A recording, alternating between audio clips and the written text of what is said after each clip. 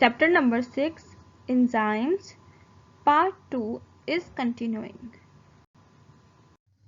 Now students, कुछ factor ऐसे हैं जो कि एंजाइम्स की एक्टिविटी को इफेक्ट करते हैं, जिसे हम कहते हैं factors affecting the activity of an enzymes. सबसे पहले है सबस्ट्रेट कॉन्सेंट्रेशन। जैसे कि मैं अपने प्रीवियस पार्ट 1 में आप लोगों को बता चुकी हूँ कि सबस्ट्रेट हम किसे कहते हैं।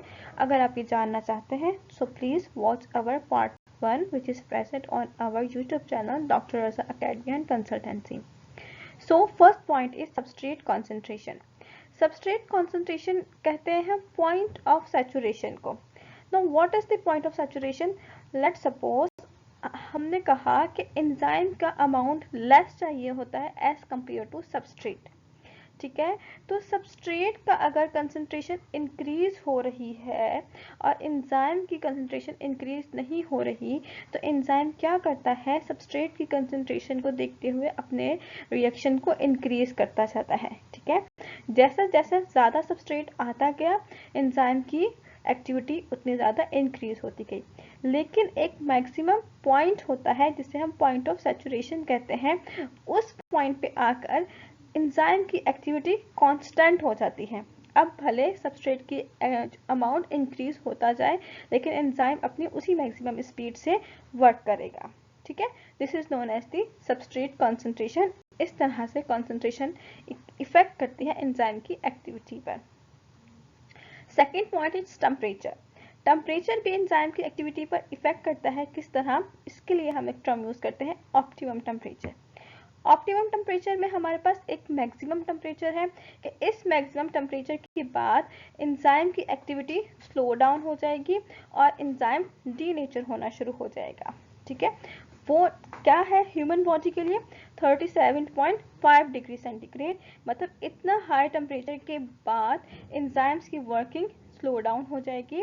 और अगर इससे भी ज़्यादा हाई टेम्परेचर चला जाता है तो एंजाइम खुद को डीनेचर कर लेगा।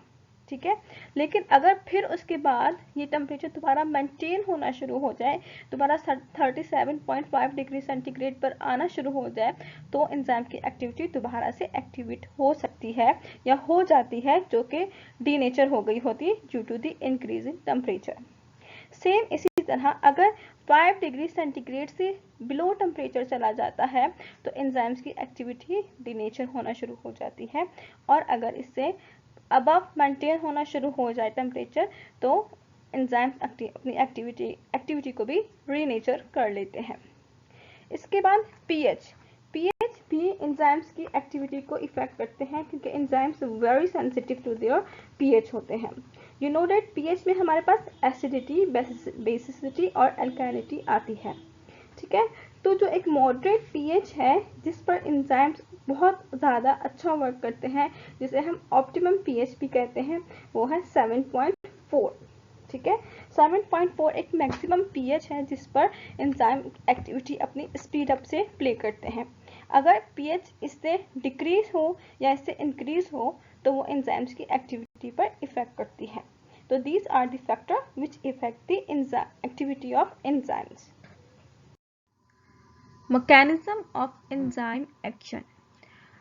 एंजाइम्स का अपने सबस्ट्रेट पे वर्क करने का एक स्पेसिफिक एक्शन होता है। ठीक है, अब एंजाइम अगर हम लें, जिस तरह यहाँ एग्जांपल है ग्रे कलर का जो आपको यहाँ डायग्राम नजर आ रही है, दिस इज एन एंजाइम, और जो ग्रीन कलर में डायग्राम नजर आ रही है, दिस इज एन सबस्ट्रेट। ठीक है, जब एंजाइम अपने सबस्ट्रेट से मिलता है तो एक कॉम्प्लेक्स स्ट्रक्चर बनाता है जिसे हम कहते हैं ESC, एंजाइम सबस्ट्रेट कॉम्प्लेक्स। ठीक है, अब एंजाइम अपनी एक्टिव साइड से सबस्ट्रेट को अटैच कर रहा है और हमें ये भी पता है कि एक स्पेसिफिक एंजाइम अपना एक स्पेसिफिक सबस्ट्रेट रखता है। ठीक है, अगर वही स्पेसिफिक सबस्ट्रेट आके एंजाइम से अटैच होगा तो एंजाइम ने अपनी वर्किंग स्टार्ट करनी है। ठीक है, अब E is abbreviation for enzyme add with a substrate, note down that it is a specific substrate. ठीक है, which is attach to the enzyme. ठीक है, तो एंजाइम और सबस्ट्रेट मिलकर एंजाइम सबस्ट्रेट कॉम्प्लेक्स बनाएंगे। ठीक है, अब क्या किया एंजाइम ने, इस सबस्ट्रेट पे अपनी वर्किंग स्टार्ट की। वर्किंग स्टार्ट करने के बाद मिला हमें EP. What is EP? Enzyme product. ठीक है, जो सबस्ट्रेट था, जब वो रिएक्टेंट था तो वो सबस्ट्रेट था, अब जब उस पर फंक्शन हो चुका है तो वो कहलाएगा प्रोडक्ट। ठीक है, देन एंजाइम रिलीव और leave the product from its active site. ठीक है, नाउ ई प्लस पी। ठीक है, एंजाइम और उसके साथ क्या? प्रोडक्ट। एक्शन ऑफ एंजाइम्स, दो तरह के साइंटिस्ट ने इस पर थ्योरीज दी। फर्स्ट जो थ्योरी दी थी वो थी की एंड लॉक थ्योरी या की एंड लॉक मॉडल, जो कि 1894 में एमिल फिशर साइंटिस्ट ने दी थी।